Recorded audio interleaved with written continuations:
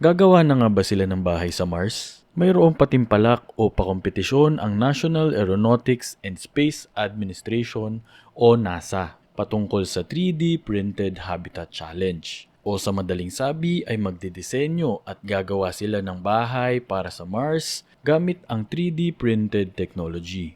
Ano nga ba ang 3D printed technology? Ang 3D printed technology ay isang device o kasangkapan na gumagawa ng 3-dimensional objects sa pamamagitan ng pagdagdag o pagtapal ng mga layers konforme sa iyong digital design. Ang pinakaunang commercialized 3D printer technology ay tinatawag na Stereolithography Apparatus o SLA. Ito ay naimbento ni Charles W. Hall noong 1980s. Si Charles W. Hall o mas kilala sa nickname niyang Chuck ay isa sa mga co-founder ng 3D Systems Corporation. Ang kumpanyang ito ay isa sa mga pasimuno ng 3D printer technology noong 1980s. Ang Stereolithography Apparatus o SLA ay gumagamit ng liquid polymer resin kung saan pinapatuyo naman ito ng laser. Mula nung naimbento ni Chuck ang SLA noong 1980s ay nagsunod-sunod na ang iba't ibang mga paraan ng pagti-3D print tulad ng Fused Deposition Modeling o FDM, Selective Laser Sintering o SLS at iba pa. Simula noong 1980s ay tuloy-tuloy na ang pag-angat ng 3D printer technology. Ngayong 2020s ay marami nang gumagamit nito para gumawa ng iba't ibang mga bagay tulad ng mga laruan, baril, makina, maging ang mga buildings at bahay na rin ay nagagawa ng mga 3D printers ngayon. Tulad ng kumpanyang ito mula sa Germany na gumagawa ng mga 3D printed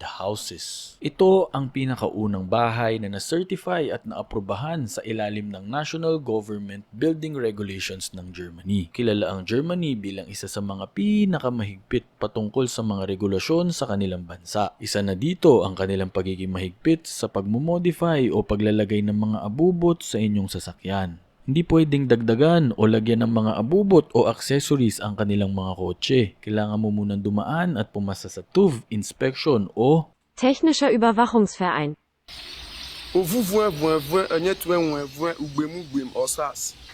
maging ang pagkakarwas sa Germany ay hindi basta-basta, not just.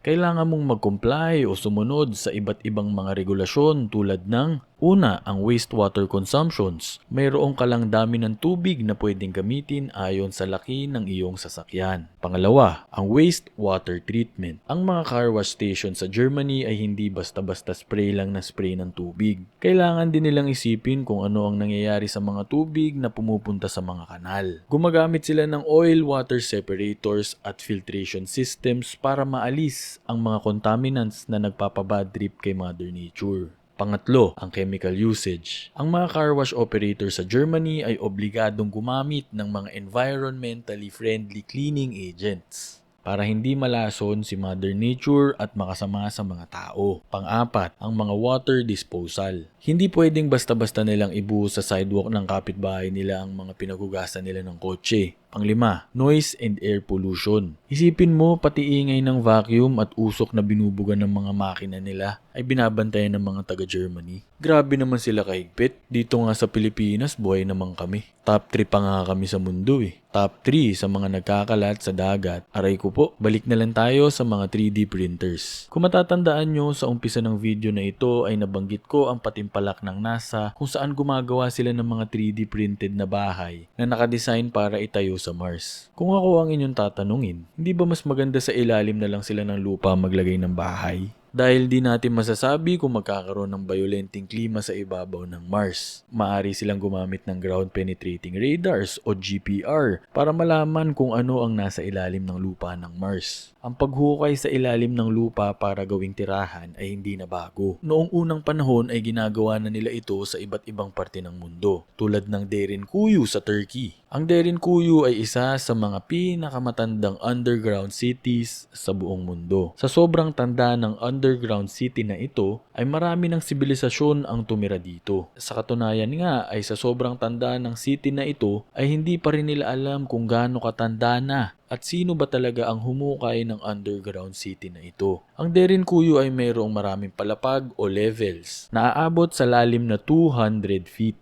Mayroon din itong malawak at nakakalitong mga tunnels kung saan matatagpuan mo ang mga kwarto, kusina, lalagyan ng basurahan, palikuran, maging ang mga altar at ventilation shafts kung saan pwedeng lumabas at umikot ang mga hangin ay matatagpuan din dito. Hanggang sa ngayon ay nagdedebate pa rin ang mga eksperto kung gaano ba talaga katanda at sino ang humukay ng misteryosong underground city na ito. Marami at iba't iba ang mga teorya ng mga eksperto patungkol sa underground city ng Derinkuyu.